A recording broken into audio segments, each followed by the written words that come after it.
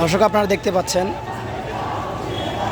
প্রথমবার আক্রমণ হয়েছে ওয়াসায় এবং দ্বিতীয়বারের মতো আবারও আক্রমণ হয়েছে এজিএসি মোড়ে।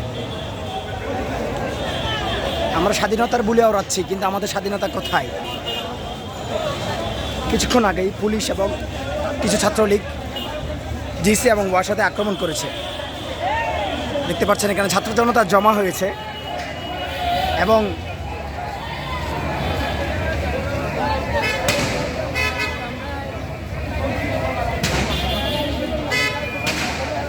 তারা সজোরে গুলি চালাচ্ছে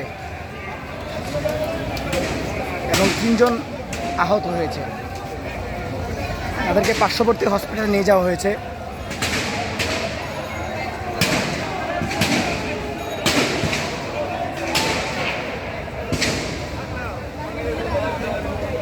সত্যি কথা বলতে আমরা এখনো স্বাধীনতা পাইনি, আমাদের চূড়ান্ত স্বাধীনতা এখনো হয়নি। চূড়ান্ত স্বাধীনতা যদি আমরা পেতাম তাহলে কেন 3 জন ছাত্র গুলিবিদ্ধ হয়?